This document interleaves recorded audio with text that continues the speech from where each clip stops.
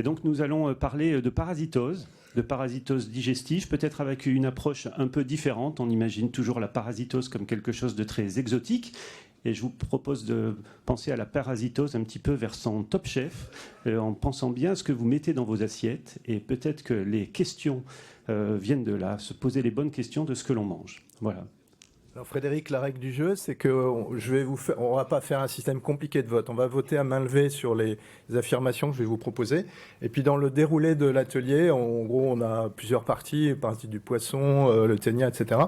Si vous avez une question brûlante, vous levez la main. Frédéric est là avec son micro et je réponds en direct. Ça sera plus flexible que d'accumuler les questions et de les poser à la fin. Donc on commence par le poisson. Alors on commence par le poisson. Alors ça, c'est les objectifs pédagogiques. Vous les avez sur votre programme. Alors, parmi les aliments qui n'auraient pas été préalablement congelés, lesquels peuvent transmettre l'anisakidose? Donc, saumon de ligne gravlax. Ceux qui pensent que oui, vous levez la main. Bon, pas beaucoup. Aransor, rollmops. Il n'y a personne du Nord, là. Marinade d'anchois artisanale chez Fauchon, là, dans le coin. Quelques mains se lèvent. La boutargue ou la poutargue de Marseille. C'est des poches d'œufs qui sont agrégées, etc. OK? Et le poisson marin mi-cuit à la façon des nouveaux chefs. Ah. Alors voilà la réponse. Ben voilà, tout peut donner le truc. Alors, bon, on va passer 20 minutes, il y a plein de choses à dire. Alors on va faire des petits cas cliniques. Ça, c'est ce qui m'a ouvert à cette parasitose, à ce monde merveilleux du parasite du poisson marin.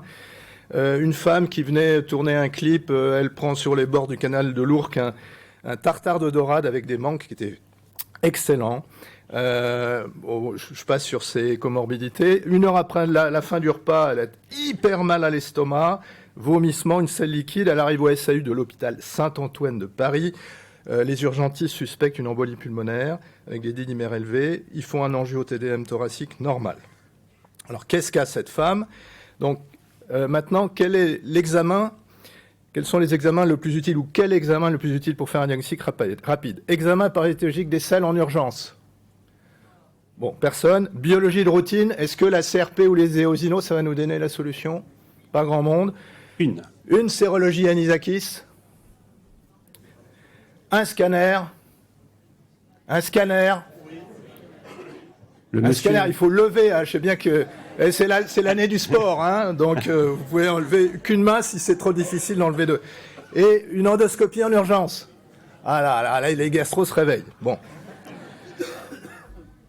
Alors la réponse, c'est le scanner, évidemment. Je vais essayer de vous montrer pourquoi. Parce que le scanner, si vous voulez avoir mal à l'estomac, ça peut être n'importe quoi, une angiocolite, etc. Et qu'est-ce que ça va nous montrer, le scanner? Quel que soit le service d'accueil des urgences ou la qualité médicale des urgentistes, ça va nous montrer une paroi de l'estomac très épaissie, soit de tout l'estomac, pan gastrique, soit d'une partie de l'estomac. Donc j'appuie sur le laser. Donc vous voyez ici l'estomac qui est très épaissi. Ici le truc. Et puis je suis de garde ce week-end-là. Je demande à Nicolas Carbonel, qui était d'astreinte en endoscopie, de faire une endoscopie à cette femme. Alors j'ai coupé le son, sinon c'était la voix de Nicolas. Donc il reste une larve qui n'avait pas eu le temps de rentrer, de pénétrer, de se lever dans la paroi de l'estomac. Donc pour éviter une douleur supplémentaire, il les enlève avec le forceps, la pince à biopsie. Alors l'anisakidose, c'est un fléau moderne, c'est une maladie émergente, ça tue moins que le Covid. À ma connaissance, ça n'a jamais tué, mais ça peut rendre très malade et c'est quand même très embêtant. En 50 ans, dans une méta-analyse d'écologie marine, je ne pense pas que ce soit vos lectures habituelles, on a fait l'inventaire de dans quelle fréquence on trouve ce parasite dans les poissons marins, par exemple du nord de l'Atlantique. Et le résultat, c'est qu'en 50 ans, la fréquence de ce parasite a été multipliée par 300. Au point que en 1970, il y avait un poisson sur 100 qui était parasité, donc le risque de se rendre malade était assez faible. Et aujourd'hui, c'est en moyenne plus d'un parasite par poisson. D'accord ? Donc tous les poissons des mers sont concernés, y compris les sèches et les calamars. Alors pas les crevettes, pas les coquilles Saint-Jacques, pas les crustacés.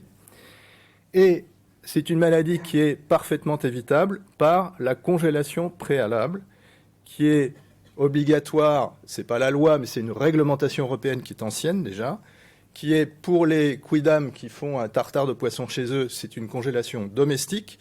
Donc ça veut dire avoir un congélateur 4 étoiles susceptible de faire descendre en température et de congeler, et vous devez congeler une semaine. C'est-à-dire si vous faites un gravlax de saumon d'élevage, aucun risque puisque les aliments des poissons d'élevage, que ce soit des saumons ou autres, ou des truites, sont contrôlés de A à Z, vous ne risquez rien. Mais si vous achetez un saumon de ligne, par exemple, vous devez le congeler une semaine avant de faire votre gravlax. Et les restaurateurs sont tenus, comme ils ont des congélateurs ou des surgélateurs plus puissants, sont tenus de congeler 24 heures, mais la plupart ne le font pas. Moi, j'ai une petite question dans la salle, une question de la salle. Pour qui l'anisakidose ou l'ancienne anisakiase est uniquement une forme gastrique? Vous pouvez lever la main. Est-ce qu'il y a d'autres formes? C'est juste pour savoir. Est-ce que vous pensez il y a un peu la réponse sur le carton. Oui, mais avant de lire. Non, mais là, on va monter en charge, parce que la forme gastrique, c'est relativement facile. Et c'est la plus connue, ou c'est la moins méconnue, on va dire. Alors, on passe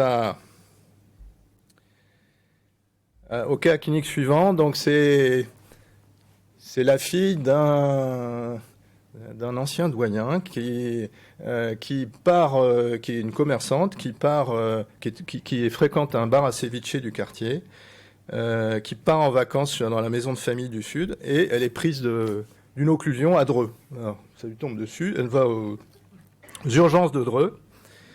On lui fait un scanner, il y a un épaississement d'une anse iléale préterminale au scanner, l'occlusion ne se lève pas, résection segmentaire. Il se trouve que la femme du chirurgien digestif est une gastroentérologue qui sait que je m'intéresse un peu aux infections intestinales, donc qui attire mon attention sur ce dossier. On va me transmettre, le chirurgien a pris des photos, vous allez voir la photo de la pièce opératoire, etc. Et puis je vais faire demander à Jean-François Fléjoux de relire la pièce opératoire, puisque la pièce opératoire de Dreux a été envoyée à un labo de Clermont-Ferrand qui conclut à des adénopathies nécrosées qui évoquent une yersignose ou un Meckel. Ça, c'est la conclusion diagnostique du chirurgien et de la napathe. Alors, en fait, j'en ai tellement maintenant dans le service que là, c'est une chimère. En fait, le scanner n'est pas celui de la dame, mais vous voyez on s'y croirait. Donc, vous voyez qu'ici, vous avez un épaississement circonscrit d'une anse iléale.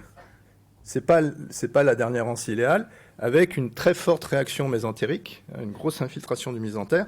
Et donc, c'est ce qu'a vu le chirurgien. Et voilà, il a cette tumeur d'une anse iléale. Il ne sait pas ce que c'est. Comme la dame est en occlusion et que l'occlusion ne se lève pas, il est obligé de l'opérer, de faire une résection segmentaire. Donc, Fléjoux récupère le truc et il travaille dessus, il y passe des heures et il finit par couper la tête, et c'est une coupe d'anisakis, donc le diagnostic, c'est un diagnostic de certitude. On a eu de la chance parce que, si vous voulez, quand l'anisakis est rentré dans la paroi, il est pris en charge par le système immunitaire inné. Il y a les lymphocytes, parce que c'est très urticariant ce parasite, donc il y a plein d'éosinophiles, plein de lymphocytes qui encerclent l'intrus, si vous voulez. Donc l'intrus finit par mourir. Et il va être nécrosé, il va être pris en charge par les phagocytes, et donc ça va devenir ce qu'on appelait dans le temps, ce qu'on appelle toujours un granulome éosinophile. Donc j'insiste sur cette forme idéale parce que dans ma boule de cristal, je peux prendre les paris que les urgentistes de France ne connaissent pas, les chirurgiens digestifs de France ne connaissent pas bien, et de toute façon on a un diagnostic de facilité, c'est de dire c'était un campylobacter ou un yersinia, en sachant que je m'intéresse, vous savez, beaucoup à ces infections intestinales bactériennes. C'est rare quand même qu'on ait une atteinte circonscrite d'une anse iléale qui respecte la dernière anse. Donc l'anamnèse est beaucoup moins facile et évidente que la forme gastrique, parce que la forme gastrique, c'est je sors du restaurant, 1 heure après, je suis plié en deux. Là, c'est 3 jours avant, 4 jours avant. Les gens ne se souviennent pas forcément de ce qu'ils ont mangé. Alors en général, dans mon expérience, c'est comme les spermatozoïdes, il y en a un seul qui gagne. Là, il y a un ver qui a pénétré la paroi iléale, et en général, j'en ai vu, c'est plutôt une atteinte unisegmentaire, asymétrique, obstructive, des parois d'une anse iléale non terminale. Donc au scanner, ça doit mettre la puce à l'oreille. Il y a une forte réaction inflammatoire mésentérique. Je pense qu'il y a un intérêt quand même à prescrire 3 jours d'albendazole, parce que même si on sait que le parasite va mourir en quelques heures, surtout s'il y en a plusieurs, c'est quand même peut-être intéressant de le tuer plus vite pour éviter pour faire en sorte que l'occlusion puisse être levée et qu'on ne soit pas obligé de faire une résection alimentaire pour un restaurateur qui ne respecte pas sa réglementation européenne. Et s'il y a une intervention sur la pièce opératoire, parce que ça peut prendre plusieurs jours quand même, le parasite peut être digéré, donc on perd la preuve microbiologique classique. Et à ce moment-là, c'est ce qu'on a fait avec nos malades. Vous faites une sérologie, vous faites une première sérologie au moment de la résection iléale, et vous en faites une deuxième 2 à 3 mois après. Et vous avez donc un argument indirect assez fort qui est soit le malade, c'est la première fois qu'il est infecté par ce parasite, donc il a une sérologie négative au départ qui va monter en taux 2 mois après, soit c'est un habitué des sushis, des ceviches, des marinades d'anchois, il a déjà été infecté à plusieurs reprises, donc il est séropositif, mais 2 mois après, les anticorps à l'occasion de cette forme iléale vont monter. Oui. Et donc, oui.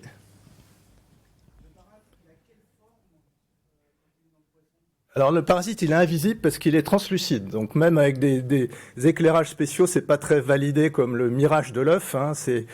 Donc les poissonniers ne le font pas. Donc il est lové, il est enroulé, ce qui fait que après, si vous voulez, on va pas passer tout l'atelier sur ce parasite, mais j'ai tellement de choses à dire là-dessus. Mais si vous faites un carpaccio, vous avez quand même la chance de le guillotiner. Mais même quand il est coupé en deux, il continue. Chaque moitié peut envahir. Il y en a une moitié qui envahit l'estomac et l'autre moitié l'intestin.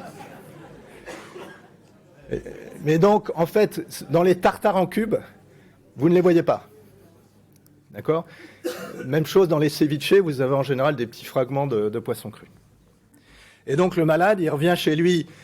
Donc, ça passe totalement sous les radars de la veille sanitaire. C'est-à-dire, si vous allez à Santé publique France, vous leur dites alors la noséquidose, ils disent il y en a eu 8 cas en France, etc. C'est totalement faux. À mon avis, comme il y a un engouement des Françaises et des Français pour le poisson cru sous toutes ses formes, je suis sûr qu'il y a une véritable épidémie qui est totalement méconnue. Alors si vous avez la forme gastrique, il n'y a pas forcément d'hospitalisation, donc on ne va pas avoir un traçage PMSI, mais sachez que si vous avez une forme iléale et qu'avec la technique que je vous donne, vous arrivez au diagnostic de présomption ou de certitude, à ce moment-là, il y a un code PMSI spécifique dans la CIM10 de l'anisakidose. Alors, je vais ouvrir à ma retraite le musée des horreurs du parasite du poisson cru à Saint-Antoine. On a un bâtiment qui est déjà prêt pour ça. Donc là, c'est un urgentiste de la Pitié qui maintenant est restaurateur, qui est un fanatique de poisson cru. On l'a eu dans le service pour une forme iléale, donc on a fait le diagnostic d'anisakidose et on a repris son dossier sur notre serveur d'information. Ce malade, il avait été une gastrite hypertrophique, c'était évident que c'était une forme gastrique, une pancréatite aiguë idiopathique. Et là, beaucoup plus récemment, j'ai une femme psychiatre qui fait une forme gastrique typique. Je retombe dans un dossier des hépatologues où on avait conclu à une pancréatite auto-immune céphalique avec 2 écho-endoscopies, des ponctions, une corticothérapie qui avait été très efficace. Et donc, on a porté le diagnostic de pancréatite auto-immune chez cette femme. Mais quand je discute avec elle pour son épisode gastrique, elle me dit 3 jours avant d'avoir fait cette ictère, cette pancréatite auto-immune, j'ai eu exactement les mêmes douleurs d'estomac. J'avais mangé d'ailleurs un tartare de poisson à la sortie du bateau à Biarritz, etc.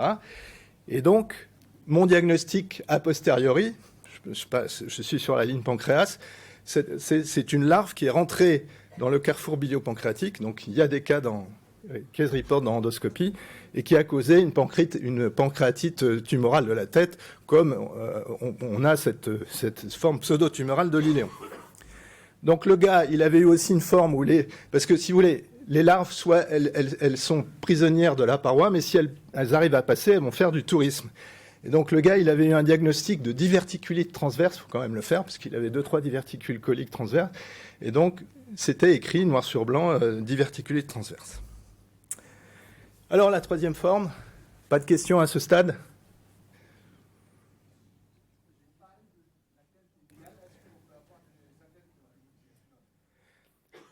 Alors, on peut tout avoir, c'est-à-dire si vous trouvez dans les case reports, vous pouvez commencer par tout d'un coup plus pouvoir respirer parce qu'il y a une pénétration dans le pharynx. Donc vous en avez dans le rectum, vous en avez partout. vous en avez dans les organes. Alors ça sort pas par les yeux comme l'ascaris, mais en gros, ça peut à peu près toutes les parties, les formes les plus classiques, c'est estomac. Et j'insiste bien, plutôt l'iléon distal, je ne sais pas pourquoi, mais j'en ai pas vu dans le jéjunum. Allez, encore une petite question. Question complètement bête, mais il n'y a pas de transmission interhumaine. Il n'y a aucune précaution à prendre au sein de la famille, etc. Sauf si on s'embrasse sur la bouche et puis il y a une larve dans le pharynx, mais non, c'est pas sexuellement transmissible. Ouf. Bon, allez, on passe à l'apéro alors. Ça de gagner. Donc ça, c'est un restaurateur très sympa à côté de Saint-Antoine. Il y a plusieurs restaurants, dont un restaurant de poisson. Un jour, il fait l'apéro dans sa cave avec des tapas de poissons crus et il fait le malaise, chute de tension, il devient tout rouge, urticaire, machin, etc. Choc anaphylactique. Il va voir un copain à lui qui est allergologue dans le quartier et c'est ce qu'il faut faire quand vous suspectez une allergie aux parasites du poisson. C'est pas une allergie au kiwi ou au poisson en général. Donc vous demandez un dosage d'IgE anti-macro, c'est-à-dire un poisson comme un autre. Donc ça, vous détectez avec les IgE anti-macro l'allergie au poisson. Et vous faites les IgE anti-anisakis. Donc vous voyez, c'est ce qui a été fait chez ce monsieur. Donc on a démontré formellement qu'il est bien allergique aux parasites du poisson cru et pas une allergie générale au poisson. Donc qu'est-ce qu'on fait dans ces cas-là ? Surtout quand on a une forme un peu sévère. Alors, j'ai pas eu connaissance de décès encore, parce que si vous regardez d'ailleurs la littérature, la mortalité du choc anaphylactique, elle est quasi nulle. Mais enfin, ça fait toujours très très peur, évidemment. Dans ces cas-là, quand vous avez fait une allergie un peu sévère, il faut plus être réexposé aux allergènes. Donc, comme tous les poissons de Nord-Atlantique sont quasi parasités, même si les allergènes sont cuits, les protéines allergisantes, elles ne sont pas dénaturées suffisamment, officiellement, pour faire disparaître le risque d'allergie. C'est-à-dire qu'officiellement, ces gens-là sont condamnés à ne plus manger de poisson du tout. Alors ça, c'est la règle. Mais il y a à Madrid, les Madrilènes sont fanatiques. Donc les gens qui ont écrit l'histoire de l'anisakidose, c'est les Japonais d'abord, avant qu'ils congèlent systématiquement à Tokyo, etc. Donc c'est un parasitisme qui existe encore dans les petites îles de l'archipel, un peu rural. Et puis, c'est les Madrilènes, parce que les Espagnols sont fanatiques d'un truc qui s'appelle les boquerones, et qui sont c'est de l'anchois, en fait. C'est des marinés d'anchois. Et l'anchois mariné, selon comment vous faites votre marinade, sa composition, ça peut ou pas tuer les larves du poisson. Et de l'anchois, en l'occurrence. Et donc, pratiquement, prenez 100 Madrilènes, consommateurs de boquerones, il y en a la moitié qui sont séropositifs. Donc, il y a un service d'allergo à Madrid qui s'est un peu spécialisé là-dedans, et qui s'est dit, finalement, là où c'est dangereux, c'est si les gens reconsomment du poisson cru non congelé préalablement.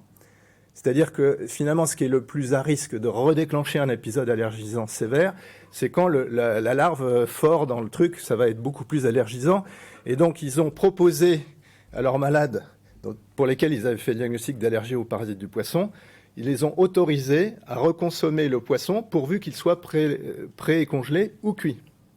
Il y a la moitié qui ont dit « moi j'ai trop peur, je ne le fais pas », et l'autre moitié qui a dit « ok, banco », et il publie dans un article qu'il ne s'est rien passé de grave. Donc il est possible que si, dans cette forme d'allergie, qui est la troisième forme clinique de l'anisakidose, que vous puissiez quand même consommer, si vous êtes un fanatique de la dorade. Mais sachez par exemple, le colin, vous allez chez le poissonnier, vous demandez à votre poissonnier, 100% des colins sont parasités, c'est-à-dire que si vous ouvrez un colin et que vous ouvrez son intestin, ça grouille de larves.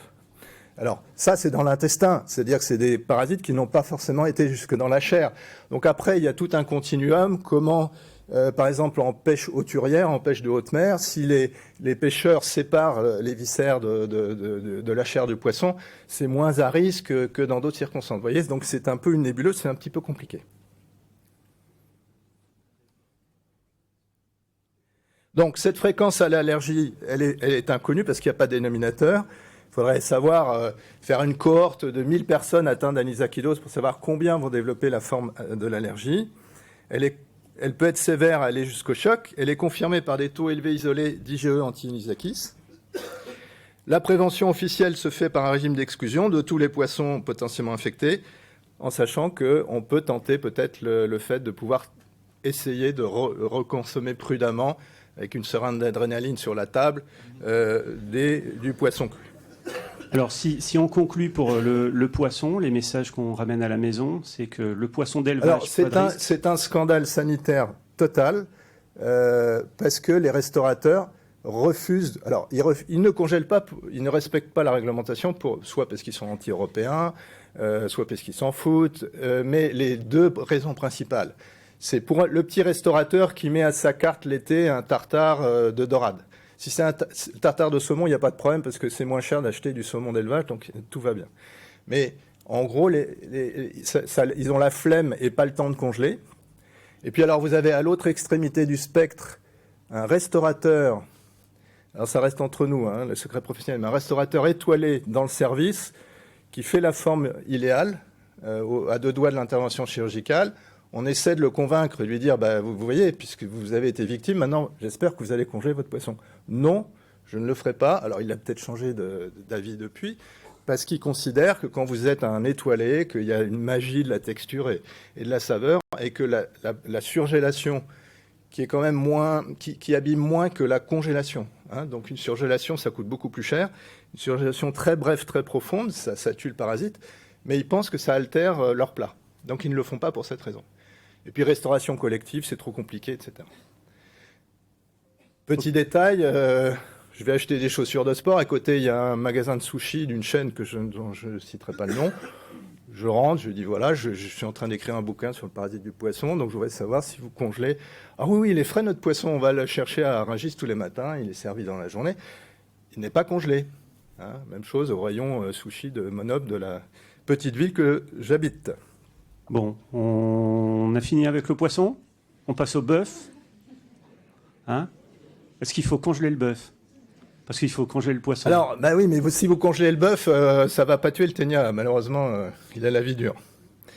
Donc, en fait, le bon vieux ténia, le bon vieux ver solitaire, c'est 35 000 cas par an. Il n'y a pas de décès. Hein. Il mesure jusqu'à 10 mètres de long. Il vit en moyenne 3 ans, mais record de la littérature, c'est 35 ans. Et donc ça, moi je fais partie des gens qui mangent leur steak bleu ou saignant. À partir du moment où la viande de bœuf n'est pas brune à cœur partout, vous pouvez attraper le ver solitaire. Donc là, vous avez quelque chose qui peut vous mettre sur la piste, c'est l'hyperéosinophilie pendant la phase d'incubation. Et puis le ver solitaire, le plus souvent, il est asymptomatique. Hein, c'est la découverte d'anneaux. Alors c'est une tagliatelle, hein, si vous voulez que les gens comprennent. C'est exactement une tagliatelle, pas crue, parce que les tagliatelles crues sont rigides. Elle, c'est une tagliatelle qui sort de la casserole, qui est un peu fluide. Et alors, en fait, si vous voulez, c'est soit on découvre dans le sous-vêtement des tagliatelles qui racornissent, c'est-à-dire des anneaux qui sont sortis et puis qui se sont desséchés et qui sont morts, soit l'anneau continue à bouger. Alors si c'est le cas, vous l'emmenez au labo de parasito, il va dire c'est le ténia. Bon, enfin, de toute façon, c'est pas un diagnostic exceptionnel. Ça peut être confirmé par le Scotch test ou par l'examen pathologique des selles standards. Et puis alors l'expression clinique, il n'y a pas de niveau d'évidence très clair. Évidemment, ça peut donner un syndrome de l'intestin irritable.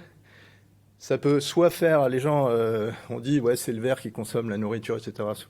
C'est des légendes, mais enfin ça peut faire maigrir comme faire prendre du poids.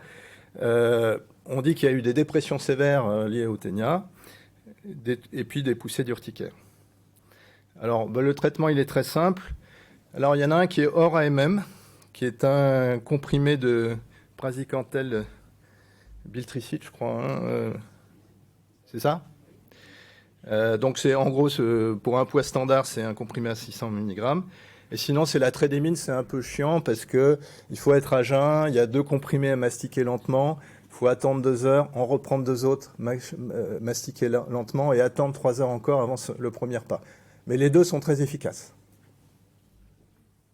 Un petit quiz? Non, ça c'est pour l'oxure. Non. Alors, en revanche, on ne voit pas, les gens disent, je ne l'ai pas vu, mon verre, on ne le voit pas forcément. Autrefois, les gens, on mettait une espèce de...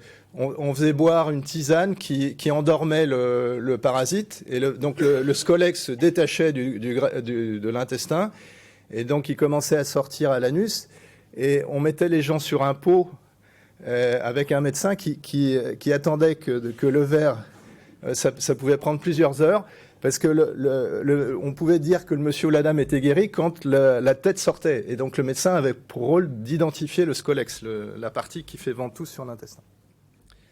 Mais on ne fait plus ça aujourd'hui. Allez, on se fait un petit quiz. Il y a peut-être des internes dans la salle qui veulent s'entraîner pour gastro-quiz. Donc sur la dia suivante, je pense que peut-être qu'ils auront déjà une réponse. Peut-être que ça tombera demain. Oui, bon, on élargit là, c'est plus que les parasites. Par rapport à un tartare de bœuf, hein, le tartare avec un œuf dessus, même s'il est aller-retour. Par rapport à un tartare de bœuf, le fait de faire un barbecue ou de poêler un steak aller-retour,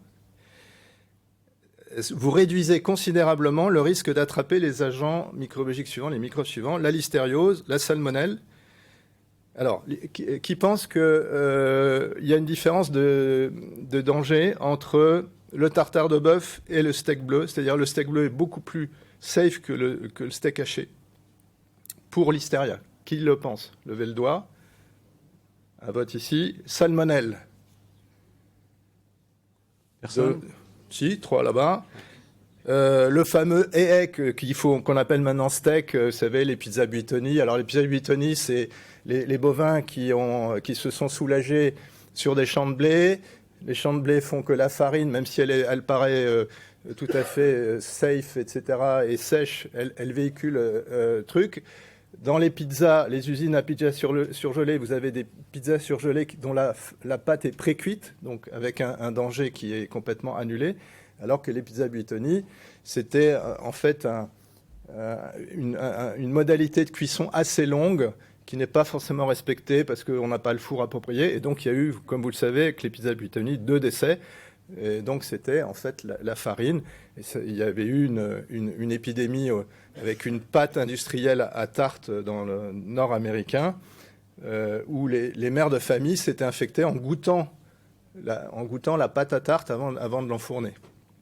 Et donc c'est par une enquête vraiment passionnante, y compris presque policière avec les gènes, qu'on était remonté à un lot de farine pour dire, ben voilà, c'est dans un champ de blé qu'il y avait un cervidé sauvage qui était porteur sain de cet Escherichia coli et qui avait contaminé le champ. Donc c'est des formes qui sont plus vicieuses et plus différentes que là j'évoque le truc habituel, c'est-à-dire les 3 scandales qu'il y a eu en France avec les steaks hachés congelés, que les mères des familles ont servi non brun à cœur. Pour supprimer le risque bactériologique des steaks hachés, il faut cuire partout la viande brune. Si elle n'est pas brune partout, vous avez ces risques. Alors, qui pense que le tartare et le steak aller-retour est différent il est réduit pour le steak aller-retour. Pour le ténia et Yersinia, ça c'est tout ce qu'on peut attraper en mangeant de la viande de bœuf pas cuite à cœur. Et la cuisine à la maison, là. Alors, en fait, il n'y a qu'un truc qu'on peut attraper en mangeant le steak bleu ou saignant, c'est le ténia. Parce que, en fait, tous les autres agents, Listeria, salmonelle, les steaks, Yersinia, sont en fait sur la peau. Si vous voulez, c'est pas dans le cœur du muscle. C'est au moment de l'abattage où on a dissocié l'intestin de la carcasse qu'il y a eu une contamination de la surface de la viande. D'accord ? À partir du moment où vous faites le hachage, que ce soit un hachage industriel pour McDonald's, mais toutes les chaînes de burgers nord-américaines, après les premiers scandales aux États-Unis qui ont eu lieu dans les années 80, il y a des process de cuisson qui font qu'on annule le risque. Évidemment, si vous prenez maintenant c'est de plus en plus à la mode, les burgers maison qui ne sont pas forcément cuits, le risque existe. Donc quand vous hachez la viande, en fait, toutes les bactéries qui sont en surface de la viande sont mélangées partout. Et donc vous avez beau faire un aller-retour de la cuisson de surface de votre steak haché, il reste contaminant. Il n'y a qu'un truc qui n'est pas différent entre le steak haché et le steak non haché, c'est le ténia, parce que le ténia, les agents parasitaires sont un peu disséminés dans la viande, et si vous devez l'attraper, vous l'attrapez. La seule façon de ne pas tomber malade du ténia, du ver solitaire, c'est de ne jamais manger de viande de bœuf pas complètement cuite. Voilà, donc si vous voulez en savoir plus pour toutes ces anecdotes, etc., voilà un bouquin que Frédéric connaît, qui est sorti le 15 mars, c'est-à-dire il y a 3 jours. Alors, on sait ton amour pour les Mickey. On parle souvent dans les Mickey de dépister des virus avant la mise en route de traitements immunosuppresseurs, des biothérapies. On est dans un atelier de parasito. Est-ce qu'il y a une précaution à prendre vis-à-vis de certains parasites? Alors, il y a quelque chose qui traîne dans toutes les réglementations, dans tous les guidelines, comme on dit, d'éco, etc. C'est la strongyloïdose. Hein. Donc, il faut savoir qu'on a quand même un pays où il y a des dom-toms. Il suffit d'avoir vécu, pas forcément très longtemps, d'avoir marché pieds nus sur un sol humide en zone tropicale. Donc, évidemment, les dom-toms. Il y a des foyers dans le sud-est des États-Unis, en Europe du Sud. Et donc, ce risque va être pour toute la vie entière. Hein. C'est-à-dire, si vous avez fait ça dans l'enfance, ce risque va exister. Il y a une phase d'invasion qui est de l'anguillulose, qui est silencieuse, ou alors c'est bruyant avec une dyspnée, l'infiltration des poumons, le syndrome de Loeffler. Mais après, la phase d'état, c'est le plus souvent asymptomatique, ou alors c'est une forme modérée de syndrome de l'intestin irritable, ou alors c'est une forme d'urticaire. Vous savez que les gens, les allergologues ou les hématos, devant les hypereosinophilies, ils évoquent systématiquement ce diagnostic, ils font une sérologie. Si vous êtes déjà sous immunosuppresseur, ces signes d'état peuvent disparaître. Alors il y a un truc qui fait peur à tout le monde, qui terrorise les mickistes, c'est l'anguillulose maligne. En théorie, vous pouvez la voir se développer même pour 30 mg de corticoïdes. Hein. C'est les mêmes seuils, 20 mg ou plus. Et évidemment, sous anti-TNF, sous biologique. Alors, la règle des anti-TNF a été étendue aux autres biologiques. On ne sait pas vraiment si c'est approprié pour l'ustekinumab, par exemple. Mais ça fait partie de la checklist de ce que vous devez examiner avant de mettre un malade Mickey sous immunosuppresseur. Alors, pour vous rassurer, mais ce n'est pas pour autant qu'il ne faut pas s'en préoccuper, il y a quand même un traçage avec le PMSI. Donc, en cas d'anguillulose maligne, les gens vont en réanimation. Mais vous voyez, il y a eu, entre guillemets, que 40 décès entre 2000 et 2014. Donc, heureusement, ça ne se termine pas toujours de façon catastrophique. Mais enfin, il vaut mieux éviter cette forme maligne d'anguillulose. Alors, un petit quiz. Quelle détection? Là, vous avez plusieurs réponses possibles. Alors, premièrement, la sérologie. N'hésitez pas à lever les mains. OK. Le PCR nématode. On reparlera des PCR après à propos des protozoaires. Examen parasitologique des selles standards plus Bauermann. La technique de concentration, une seule fois. Une immunofluorescence, sérologie immunofluorescence. Et, 2, 3, 4. Et EPS plus Bauermann 3 fois. Alors là, il y a une majorité qui se dégage. Ouais. Bon, alors, donc, c'est une bonne réponse. Néanmoins, la haute autorité de santé a revisité ce domaine récemment. Et elle suggère ceinture et bretelles, c'est-à-dire de faire à la fois une sérologie ELISA et de faire un examen parasitologique des selles. Les deux vont ensemble. En général, les parasitologues font les deux, mais le répéter 2 fois, c'est-à-dire le faire 3 fois en tout, ce qui est un peu lourd. En théorie, c'est ce qu'il faudrait pour vos malades que vous mettez. Oui. Si, j'en ai parlé, l'éosinophilie, elle est fluctuante. Et je vais en reparler comme par exemple, si le malade, au moment où... évidemment, ce n'est pas spécifique. Donc là, il s'agit de confirmer ce diagnostic avant de faire un traitement antiparasitaire qui n'est pas complètement anodin.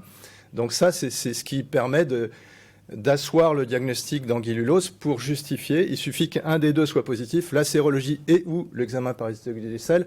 En général... Vous savez, on est entre nous, entre docteurs, on dit toujours qu'il faut le répéter 2 fois, mais pour des raisons X ou Y, c'est très rare que les gens fassent 3 fois le truc. Donc, le plus souvent, ça va se terminer par sérologie plus un examen parasitologique des selles. Et dans ces cas-là, Si un des deux tests est positif, il faut faire une cure d'ivermectine à la dose unique de 200 microgrammes par kilo, stromectol, qui est en général efficace. Alors après, c'est un sujet, quand j'en parle avec mes parasitologues à Saint-Antoine, qui n'est pas évident, c'est de savoir si on a été efficace ou pas. Ce qui se dit, c'est que c'est là que c'est l'intérêt, c'est un peu comme les marqueurs tumoraux qui sont élevés avant une chimiothérapie ou un traitement d'un cancer. C'est mieux d'avoir eu une hyperosinophilie parce que ça vous permet après de vérifier qu'elle ne se reproduit pas. Si l'hyperosinophilie revient 3 ans après, refaites les tests et refaites une cure de stromectol. Il peut y avoir ça peut être un parasitisme qui est pratiquement annulé mais pas complètement parce qu'après il y a un système d'auto-infestation. C'est un peu comme le Clostridoides difficile. On a l'impression qu'il est parti mais il est encore là, quoi, pour certains cas.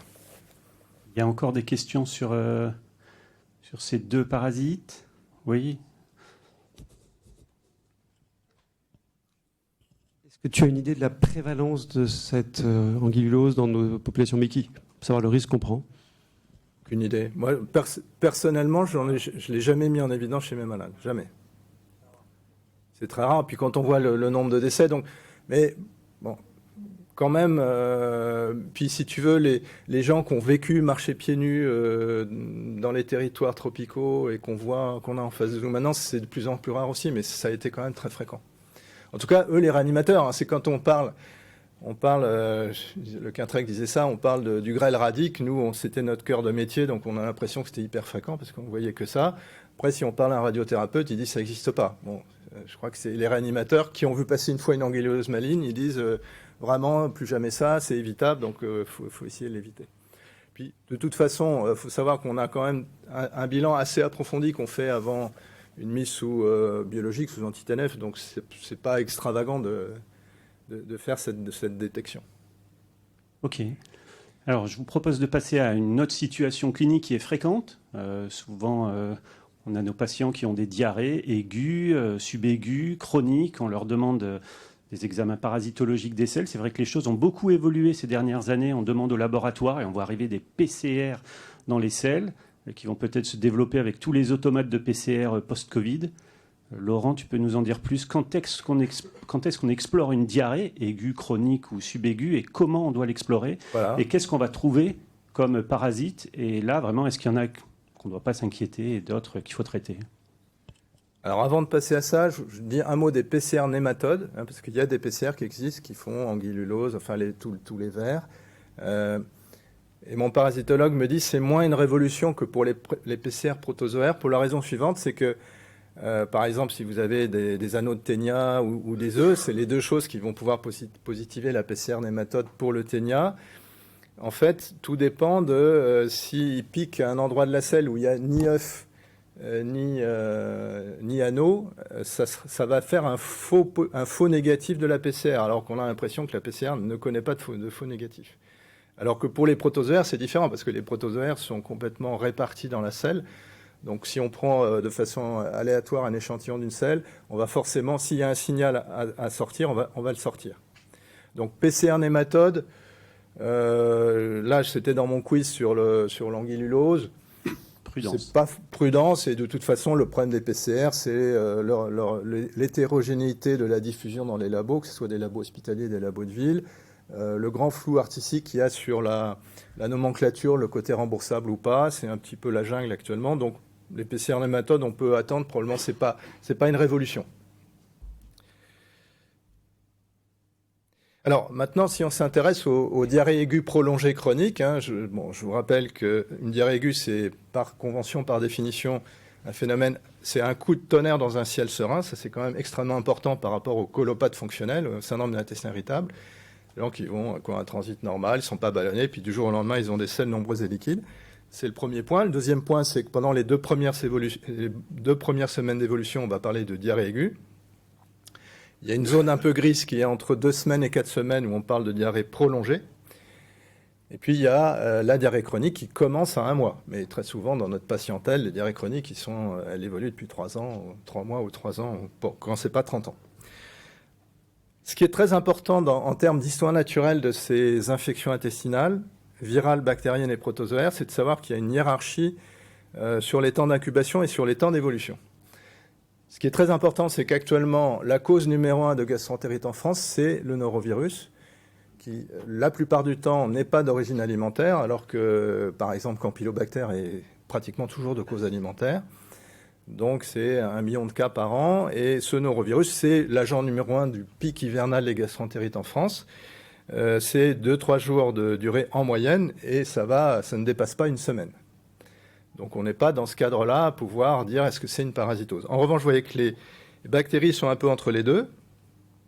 Une yersignose chez quelqu'un qui a une hémochromatose, puisque, en fait, ce qui fait que la yersignose va s'éteindre, puisque ce sont des infections auto-limitées chez l'immunocompétent. Ça veut dire que le système immunitaire inné et adaptatif de l'autre va se débarrasser de l'intrus au bout de X jours ou semaines. Le facteur limitant de l'infection à Yersinia, c'est le fer. C'est-à-dire que le Yersinia a besoin de fer pour continuer à proliférer et à rendre malade et à faire des lésions. Donc, dans les hémochromatoses, on a des formes classiquement plus sévères. Ça, c'est une anecdote. Et vous voyez que Campylobacter, Salmonelle et Yersinia, donc les grandes causes c'est vraiment Campylobacter et Salmonelle de loin. 500 000 cas de Campylobacter par an en France, 200 000 cas de Salmonelle. Et à la fin, vous avez 5 000 hospitalisations pour Campylobacter et 50 décès avec Campylobacter, à peu près pareil pour Salmonelle. Vous voyez que ça peut durer plusieurs semaines, voire plusieurs mois. Mais les protozoaires, la giardiose peut, sans que ce soit forcément un grand immunodéprimé, peut durer longtemps. C'est une forme clinique de la maladie, c'est une forme subaiguë chronique, plusieurs mois. Ce d'autant plus que vous êtes en déficit immunitaire. La cryptosporidiose, elle dure déjà 2 semaines. Et vous savez que la cryptosporidiose, on l'a connue avec le sida, mais que c'est en particulier chez les adolescents, c'est une parasitose cosmopolite. Ce n'est pas une parasitose du grand immunodéprimé avec le VIH. C'est une des causes majeures de diarrhée de l'adolescent dans les pays occidentaux.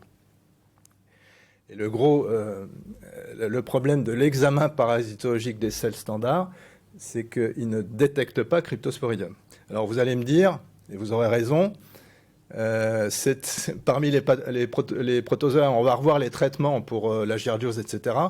On n'a pas de traitement facilement disponible en France pour la cryptosporidiose. Donc, une fois que vous avez fait ce diagnostic, vous avez une cryptosporidiose et on va attendre que ça s'arrête. Donc, c'est moins important que pour l'isosporose ou la cyclosporose, qui sont plutôt des diarrhées du voyageur, ce qu'on appelle les protozoes importés, mais là où il y a un traitement, où vous n'êtes pas bien depuis 1 mois et que vous avez perdu 10 kilos, avec une semaine de Bactrim fort, c'est réglé. On va en reparler après. Donc l'intérêt des techniques de détection parasitaire, c'est les diarrhées prolongées, les diarrhées chroniques. On est d'accord, en général. Mais vous savez que la règle, c'est je n'explore pas une diarrhée aiguë, parce que l'immense majorité des cas vont guérir toutes seules en moins de 3 à 5 jours sans qu'on ait besoin de médicaliser les choses.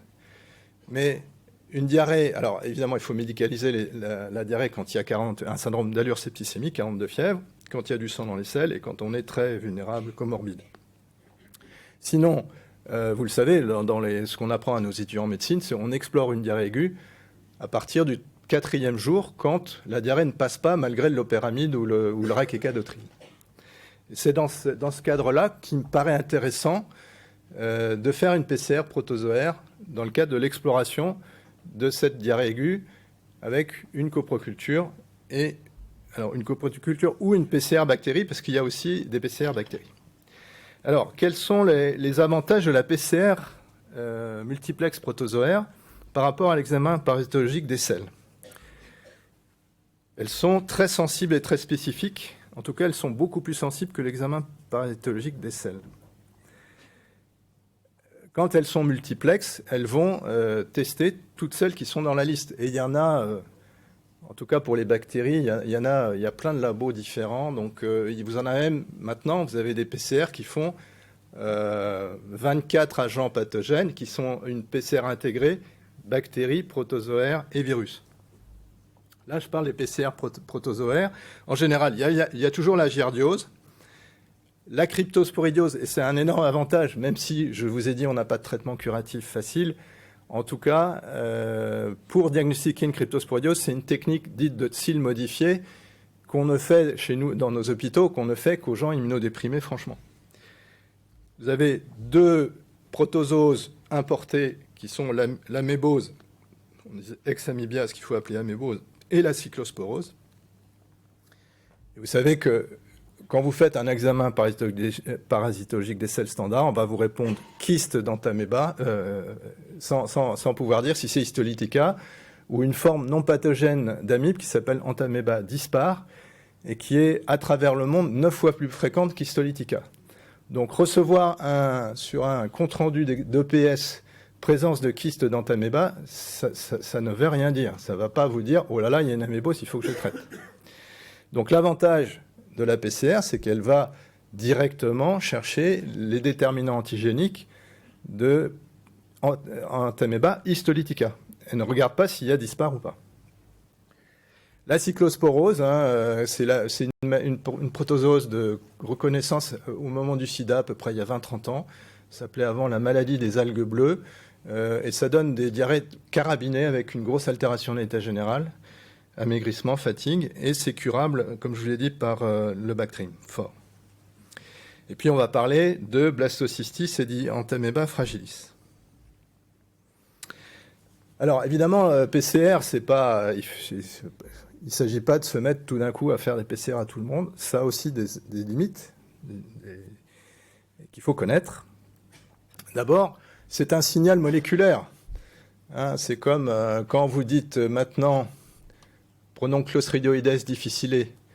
Vous aviez avant présence du germe, on fait ça avec la GDH qui est une enzyme qui n'est présente que dans Clostridioides difficile, et on va chercher les toxines par des méthodes ELISA, c'est-à-dire on va regarder s'il y a une présence de toxines A et ou B dans les selles.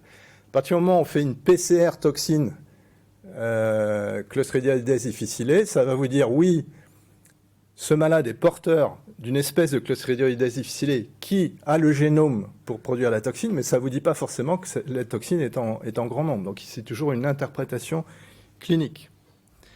Évidemment, votre malade qui va recevoir le résultat avant de venir vous revoir en consultation, il va dire bingo, j'ai une blastocystose, je suis atteint de d'entaméba fragilis, je comprends maintenant pourquoi je suis malade, je vais demander une invalidité, etc. Donc, prudence.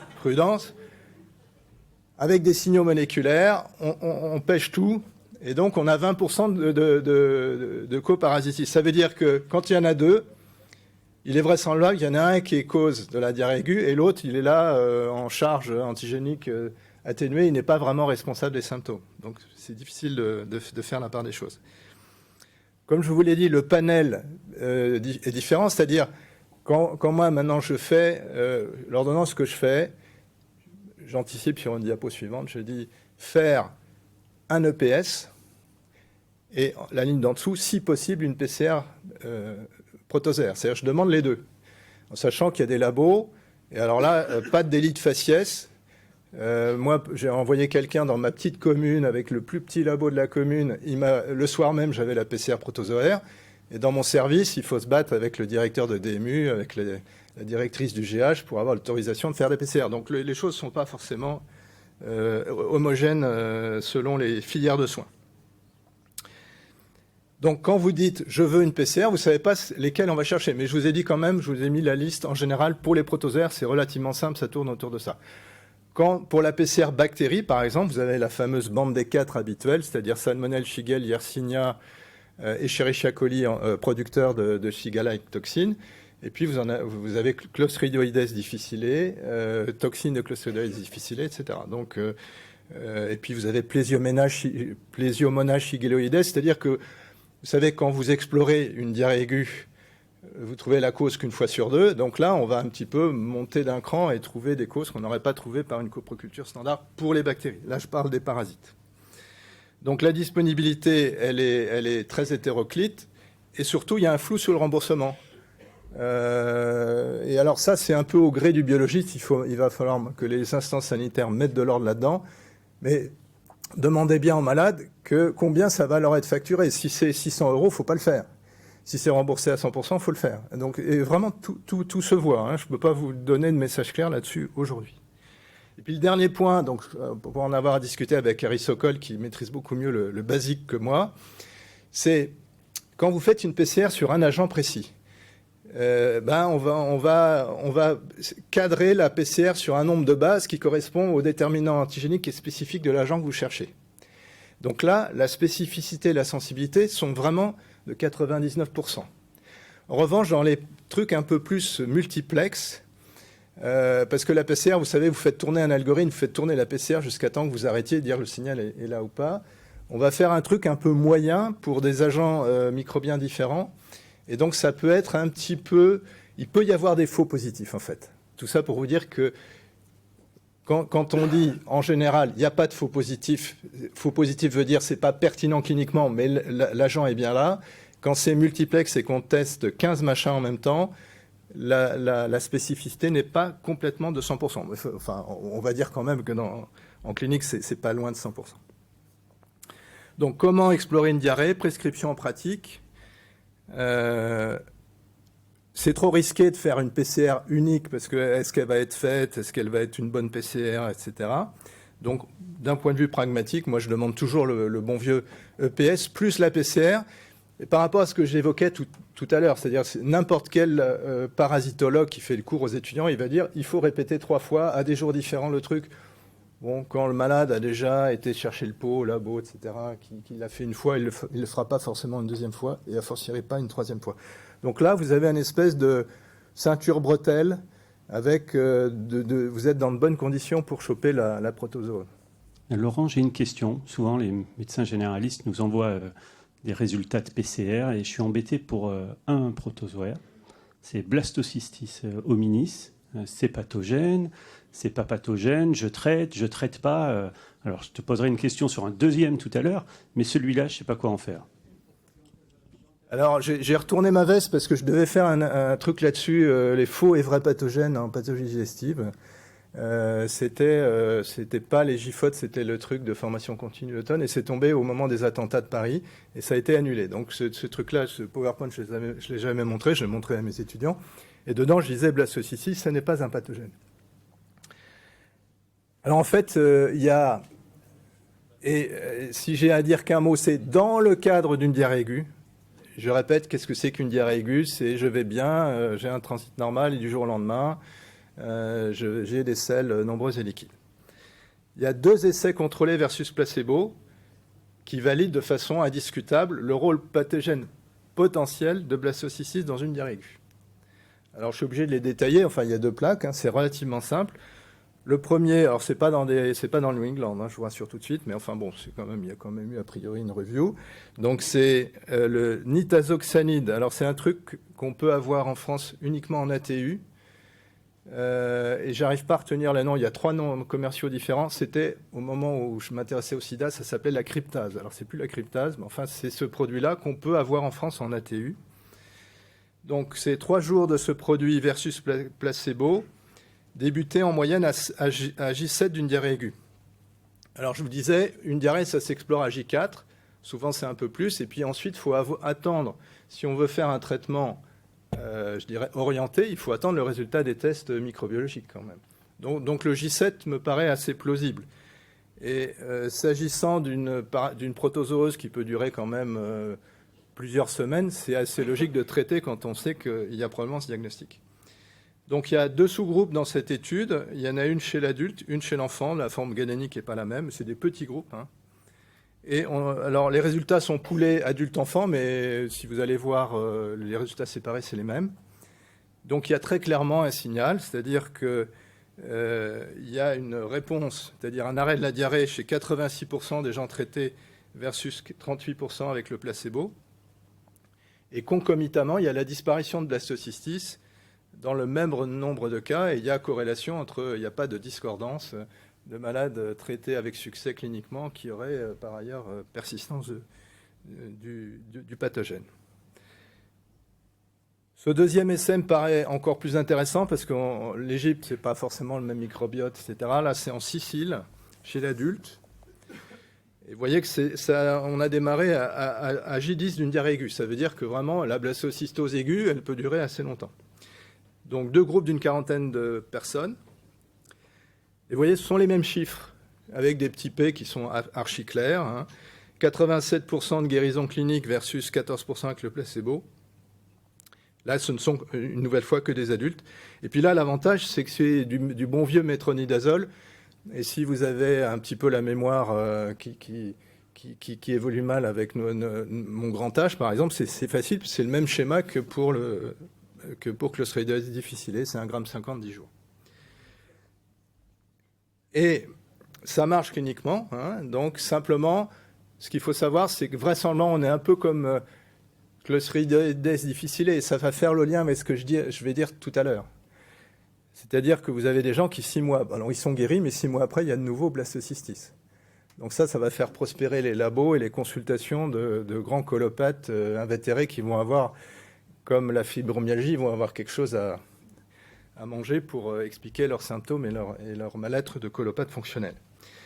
Alors pourquoi ? Parce que par exemple, vous savez, moi je m'étais intéressé à Klebsiella oxytocca qui peut donner une colite hémorragique sous bêta-lactamine.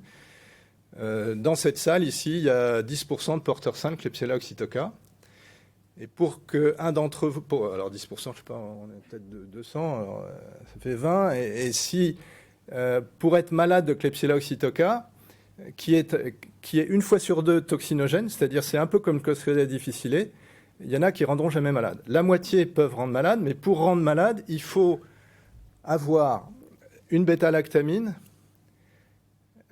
et l'agent toxinogène. C'est-à-dire, qu'est-ce qui se passe ? Il y a une pression de sélection, c'est-à-dire que c'est un portage sain. Et on va voir que le portage sain de blastocystis, c'est la règle générale.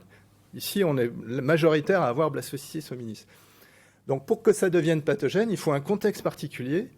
Et là, pour ce qui est de la colite à Klebsiella oxytocca, c'est une pression de sélection toute bête.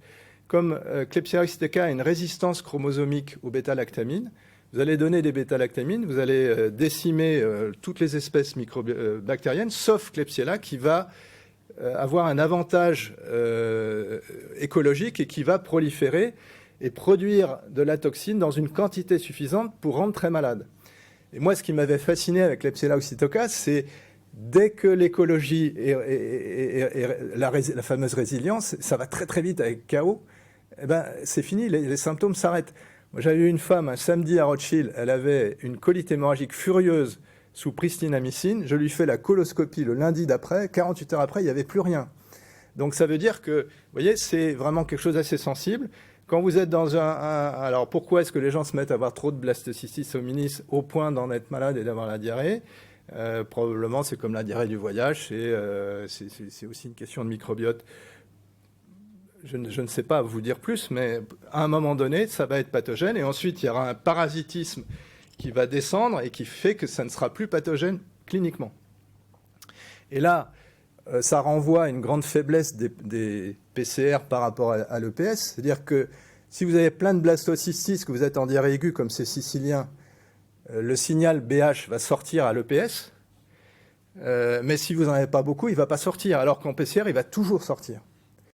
C'est pour ça que maintenant, quand vous demandez des PCR protozoaires à des malades, vous allez très très très souvent avoir blastocystis hominis.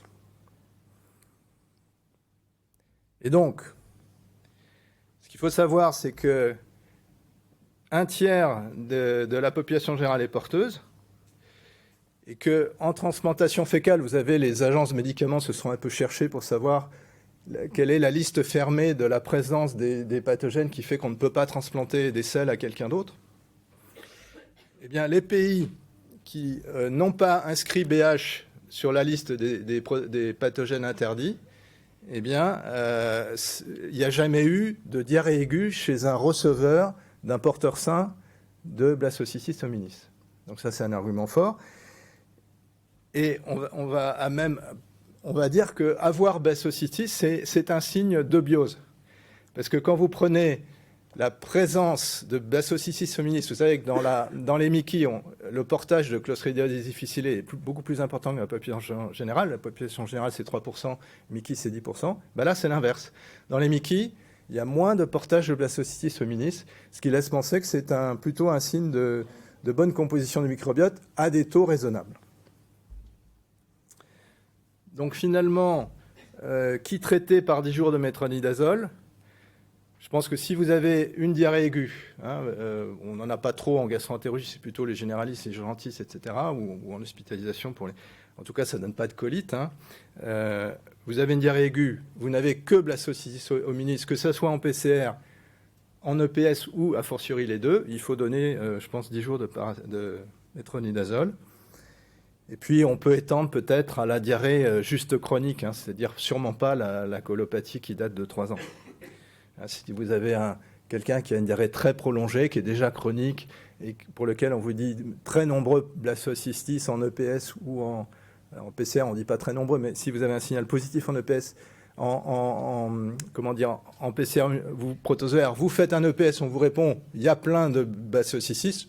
Là, je pense que vous pouvez, et là, c'est un traitement d'épreuve, c'est-à-dire si la personne qui a en fait un syndrome de l'intestin irritable n'est absolument pas améliorée par ça, il faut être prêt à changer de discours, à dire, en fait, j'ai voulu faire la preuve que c'était un portage sain chez vous, et donc on va plus s'en occuper.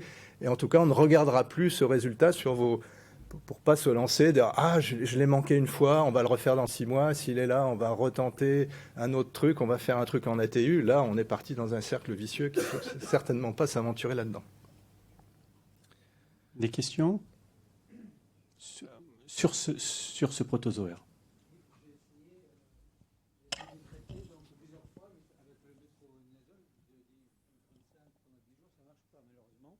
Et on avait dans le temps un hémicide de contact, mais elle n'est plus commercialisée en France. Quand on associait les deux, ça marchait. Qu'est-ce que vous en pensez? Je pense que je viens de vous dire ce que je vais pas. Je ne le traite qu'une fois en diarrhée aiguë. Si c'est vraiment une diarrhée aiguë, ça ne sera qu'une diarrhée aiguë. C'est pas un syndrome de l'intestin irritable, c'est un autre contexte. Et donc, si ça n'a pas marché dans le cadre, vous avez vu quand même il y a 2 essais contrôlés qui montrent que ça marche 9 fois sur 10. Donc, un essai, c'était pas le métronidazole. Mais le métronidazole peut, 90%, c'est un beau succès hein, pour un antibiotique sur un pathogène.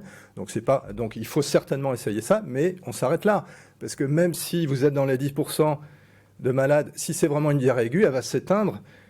C'est pas une diarrhée chronique fonctionnelle, si vous voulez. Hein. Faut vraiment pas changer de diagnostic en cours de route. Si vous êtes dans un syndrome de l'intestin irritable, je pense que, moi j'ai toujours été persuadé, quand je travaillais avec Frédéric Barbu sur Clostridium difficile, que tout le monde a 2-3 spores de Clostridium dans l'intestin et que c'est juste, si on avait la PCR la plus puissante du monde, on verrait qu'on est à 100% porteur de Clostridium. Hein, si vous voulez, évidemment, ça se transmet d'un voisin de chambre à l'autre, ça c'est du nosocomial, mais dans les diarrhées communautaires avec Clostridium difficile sous antibiotiques, ça veut dire que les gens ont ça et puis que voilà. Donc, à chaque fois, vous allez vouloir éradiquer un germe, vous allez avoir un signal clinique et la perte du signal sur votre technique d'exploration, mais ça ne veut pas dire que vous êtes éradiqué. Et donc là, blastocystis, vous l'aurez de nouveau 6 mois après. Hein, donc je pense qu'il faut dire, je ne regarde plus. Alors là, c'est juste, peut-être avant, donc ça c'est une malade que j'ai eue parce qu'on sait que je m'intéresse au truc. Donc, l'aide de médecin généraliste, elle m'envoie, ou elle a mon adresse email, je suis atteint de blastocystose depuis X années, une enseignante, en fait, elle est colopathe depuis l'enfance, elle a une biologie normale, une calprotectine normale, blastocystis à la PCR, mais pas à l'EPS, une cure antérieure de métronidazole sans impact, je dis là, à l'évidence, on s'arrête là.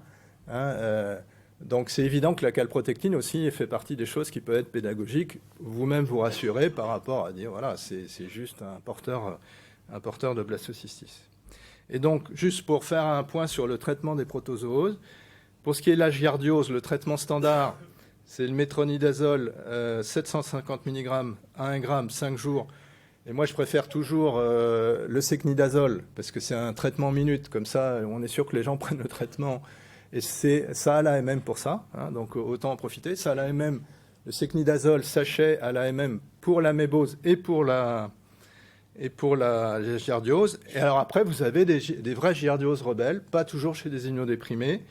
Et là, vous avez en alternative 5 jours d'albendazole 400 mg par jour, l'association albendazole-métronidazole, et puis le nitazoxanide, toujours ex-cryptase en ATU. Et avant, on avait un truc qui s'appelle la mépacrine qui n'est plus disponible. Donc, en gros, clairement, si vous avez une giardiose rebelle, il faut faire albendazole plus métronidazole. La cyclosporose, c'est Bactrim-4, un comprimé 2 fois par jour, 7 jours. Et l'isosporose, qui s'appelait isosporose, qu'on appelle maintenant cytoisosporose. C'est quelque chose qui est dans les pays tropicaux. C'était une des protozooses opportunistes du sida avec des diarrhées chroniques majeures, avec des diarrhées sécrétoires, 10 litres de sel par jour. Ça reste une protozoose qui peut rendre très malade. Normalement, il n'y a pas de... Alors, c'est dans les PCR protozoaires. Normalement, un EPS peut vous le diagnostiquer, mais souvent, maintenant, les biologistes sont plus très experts sur les diarrhées du voyage parce qu'ils n'en voient pas assez. Donc, mais la PCR, c'est beaucoup plus robuste. Et là, c'est un traitement de Bactrine, 2 comprimés par jour, 7 à 10 jours. Et donc, j'ai une dernière question sur le dernier protozoaire qu'on va voir. C'est Dianthemaba fragilis. Alors, est-ce que celui-là, on s'acharne ? 15h40, on a fini bien. là, non On est bien là. C'est quoi, ça se termine 50. à quelle heure ce stade? Ouais, on a 5 minutes et c'est bon. 5 minutes, c'est beaucoup trop. J'ai juste une plaque. Dossier vide. Dianthemaba fragilis, méta-analyse, dossier vide. Alors quand je dis dossier vide, faut que je sois peut-être prudent parce que, comme je dis, j'ai changé, j'ai retourné ma veste sur blastocystis parce qu'entre-temps, il y a eu des essais contrôlés, etc. Pour l'instant, rien ne permet de dire qu'il est pathogène. Et c'est la même problématique. À partir du moment où les gens l'inscrivent dans la liste des PCR protozoaires, il est très fréquent en portage sain, donc vous allez l'avoir très souvent dans le rendu du résultat. Je pense qu'il ne faut pas en tenir compte du tout. On a le temps pour quelques questions. Est-ce que vous avez des questions non résolues sur les parasites? Ah, voilà, ça arrive.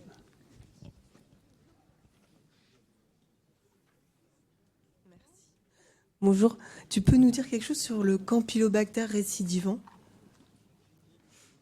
Alors, Campylobacter, c'est quelque chose qui est... au moment du sida, j'avais bien vu que les gens faisaient des épisodes récidivants de Campylobacter. Ça reste vrai pour les gens qui ont un déficit en IgA, par exemple, un déficit en immunité humorale, plein de déficits immunitaires. Néanmoins, on peut être parfaitement immunocompétent et faire plusieurs épisodes de Campylobacter jejuni-coli. D'autre part, comme tu le sais peut-être, il y a très souvent Campylobacter déclenche la première poussée de Crohn ou de RCH. Hein. C'est 20% des MICI qui sont déclenchés par un pathogène. Et en faisant, puisque moi je me bats dans mon service pour qu'on fasse des PCR bactéries à toutes les iléites, les colites aigus, on en trouvera de plus en plus. Donc on fait un premier épisode. Alors Zitromax, évidemment, en tête de gondole, avec les PCR, ça permet... De toute façon, quand j'ai appris la médecine, on disait une hilite aiguë, c'est Yersinia, donc faut faire la sérologie, le machin, truc. C'est un germe qui est de moins en moins fréquent. Donc si vous prenez les vieilles publications sur les causes microbiologiques des ilites aiguës sans lendemain, c'est-à-dire qui ne sont pas des premières poussées de Mickey, c'était Yersinia. Et aujourd'hui, je dirais que Campylobacter a pris le dessus. Donc je pense que si vous avez dans vos services, via le SAU, des ilites aiguës, il vaut mieux privilégier l'hypothèse Campylobacter, quitte à redresser l'antibiothérapie, et donc mettre le Zitromax en premier, en attendant la confirmation, soit par le test antigénique, qui est pas très fiable, mais de plus en plus les PCR. Est-ce que vous contrôlez la parasitour après traitement? Non, pas systématiquement. De toute façon, par exemple, si il ne faut pas contrôler les infections à Clostridiodèse difficile, parce que vous êtes porteur du truc très longtemps. Donc les seuls intérêts en microbiologie, c'est la salmonelle. Si vous travaillez dans un restaurant, il vaut mieux pas être porteur chronique de salmonelle, mais il faut toujours être basé sur la clinique. Ça n'a pas d'intérêt. Si le malade n'est plus symptomatique, on ne contrôle pas. Merci, s'il vous plaît. Oui, non, allez-y, puis il y a une question après. 2 questions au milieu de la salle. Alors, l'oxyurose rebelle actuellement, malgré les règles d'hygiène, malgré les traitements. Est-ce que c'est dû parce que le traitement n'est pas ovicide ou est-ce que c'est les recontaminations, etc. C'est les recontaminations, c'est se couper les ongles, le lavage des draps à l'école, les contaminations croisées avec les copains, et l'amibiase avec les pyjamas parties. Oui, voilà. Oui, tout ça. L'amibiase avec la RCH, par exemple, chose que dans notre pays, c'est une forme très associée. Toutes les poussées, on fait un prélèvement et on retrouve l'amibiase. Oui, alors, amébose et RCH, c'est un vrai sujet. Moi, j'ai vu à Rothschild des vrais améboses qui déclenchent une RCH ou qui sont responsables de poussées de RCH, un peu comme le tandem Campylobacter et Crohn. En revanche, on s'est beaucoup trompé sur les amibes non pathogènes. Maintenant, grâce au PCR, on peut être sûr que c'est bien Enstomeba histolytica. L'histoire de la forme hématophage mobile sur celle qu'on vient d'émettre, c'est pas très pratique, ça ne se fait plus. Et après, dans les tissus sur les biopsies, c'est 1 fois sur 2, on n'en a pas. Alors, les sérologies sont devenues beaucoup plus fiables qu'avant, donc la sérologie peut aider. Mais en gros, c'est PCR. Et s'il y a l'amibe pathogène, on la traite. Et ça ne veut pas dire pour autant qu'il n'y a plus la RCH. Hein, mais les deux peuvent être associés.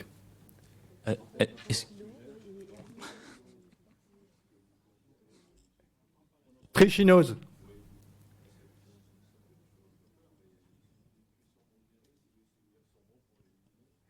Ah bah, de toute façon, la cuisson, c'est le porc. Hein. Moi, j'ai vécu à Rothschild une carcasse de cheval, une boucherie chevaline du 12e arrondissement, où j'ai une épidémie de trichinose, donc des gens qui avaient des myalgies, des douleurs musculaires, etc. La cuisson, en général, si vous voulez, la cuisson du bœuf, si vous achetez mon bouquin, la cuisson du bœuf, c'est un vrai sujet. Après, le poulet... Le poulet, en fait, vous avez l'impression qu'il est bien cuit, mais c'est à l'articulation de la cuisse qui reste un petit endroit qui est pas... Donc, comment on se contamine avec les 500 000 cas de Campylobacter en France avec le poulet? C'est soit on a découpé le poulet avec un couteau, on a coupé l'endive après, c'est ce qu'on appelle une contamination croisée. Soit c'est que le poulet a l'air cuit, mais il l'est pas vraiment. Et quand vous désarticulez le poulet et que ça coule un peu rosé, ça veut dire qu'il n'est pas suffisamment cuit. Et pour la viande, la viande de bœuf, la viande de porc, il faut qu'elle soit nulle part translucide. Et quand vous appuyez avec le doigt, il faut pas le liquide qui coule, il faut qu'il soit transparent. Voilà, il y a des clés visuelles pour s'assurer de la bonne cuisson du porc et du poulet et du bœuf et du poisson. Pas rosé à l'arête le poisson. Une question assez basique, mais du coup, est-ce que la prise en charge et la prévention est la même pour le Taenia solium par rapport au Taenia saginata? Alors, Taenia solium, on peut mourir de ça, mais ça suppose de s'être infesté par des... Enfin, vous avez le Taenia solium dans sa forme adulte, c'est comme un Taenia en beaucoup moins méchant. Enfin, le ver solitaire n'est pas méchant, mais la forme habituelle du Taenia solium, c'est archi bénin. Donc, les gens qui font la cystite cerveau-cérébrale, etc., c'est par des infestations dans des milieux où ils sont fermiers dans des pays à bas niveau d'hygiène. En tout cas, ce n'est pas un problème sur le territoire hexagonal. Et ça a totalement disparu. Il y a eu, je crois, une endémie à La Réunion, il y a eu un foyer. Tout ça, il y a quand même une veille sanitaire de Santé publique France. C'est terminé, Taenia solium. Question suivante. Bonjour, juste au même titre que la blastocytose intestinale, on parle un peu dans certains articles soit de spirokétose intestinale ou de sarcocystose. Est-ce que... Un mot dessus? Pas de mots, je crois. Non, mais je me suis battu avec Jean-François Fléjou et son équipe à de multiples reprises, parce que c'est très joli les spiroquettes. Hein. Les spiroquettes, on va donner un antibiotique, de la pénicilline, mais le dossier est vide. Il est encore plus vide, il est archi vide par rapport à Enstomeba fragilis. Vous avez quelques case reports de Enstomeba fragilis. Après, vous pouvez écrire n'importe quoi. Vous avez un malade, il a une colite aiguë. Vous trouvez des spiroquettes, vous dites, ah ben voyez, et puis je l'ai traité par le flagile. J'aurais pu lui donner la tisane de rhubarbe. Un mois après, le malade, il est guéri de sa colite aiguë autolimitée. Il a plus spiroquette, donc c'était le spiroquette. J'ai eu raison de le traiter par le flagile. Dossier vide. Ne traitez pas les spirokétoses. De mon vivant. Je reviens sur l'anisakiase en l'absence de traitement. Anisakidose, je suis désolé, c'est été rebaptisé. Merci. L'évolution naturelle de la maladie au niveau grêle ou colique en l'absence de diagnostic et de traitement. Ah bah, si vous évitez la résection intestinale parce que l'occlusion ne se lève pas, vous n'avez pas de... J'ai pas vu de syndrome de l'intestin irritable post-anisakidose, par exemple. En revanche, ça peut être Oui, c'est quelques jours. Hein. Alors, la dame, la dernière que j'ai eue par téléphone, elle s'était gavée de marinade d'anchoise. C'est une femme très riche, internationale, d'un grand traiteur. Et alors, elle va à l'hôpital américain de Neuilly, on lui fait un scanner, l'estomac a triplé de volume, on lui fait une endoscopie, il y a un ulcère, donc on lui dit vous avez un ulcère avec un ménétrier ou que sais-je. Elle me téléphone, je la torture pour lui faire avouer et puis elle me dit marionnette dans le choix. Et elle me téléphone. Elle s'était tellement parasitée, donc elle s'est fait un trou dans l'estomac, peut-être aussi de stress. Et elle a évacué. Elle a vu mon YouTube avec Margot de Frouville qu'on avait fait en décembre 2019, mais qui est toujours accessible, où on voit le verre. Et elle les a expulsés par l'anus dans la cuvette des toilettes. Il y en avait des dizaines. Hein, donc elle, c'était une infestation massive, mais qui n'a pas duré. Hein, après, la double peine, c'est l'allergie qui peut survenir plusieurs années plus tard. Alors, est-ce qu'il faut faire les IgE systématiquement? Les gens vont s'inquiéter. Je suis pas sûr que ce soit une bonne idée, parce que les gens vont dire j'ose plus, etc. Finalement, on connaît pas trop la prévalence. Ce qui est sûr, c'est que ceux qui ne montrent pas une réaction IgE après une anisakidose ont peu de chances de faire une allergie, et 100% de ceux qui montrent des IgE ne le feront pas, donc peut-être pas les inquiéter inutilement. Je crois qu'il est intarissable, mais je crois que le Non, mais à la dernière, c'est court.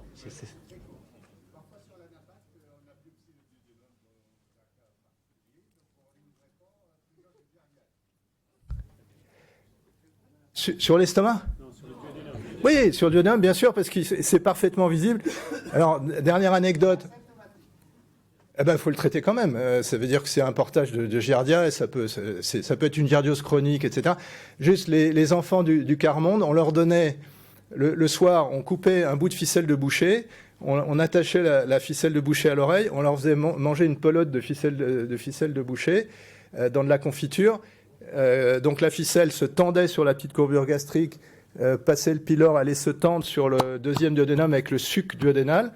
Et le lendemain matin, vous tirez la ficelle comme la pêche, vous la mettez sous un microscope, et c'est comme ça qu'on fait un diagnostic de giardiose chez les enfants malnutris du tiers-monde. Merci de votre attention. Merci à vous.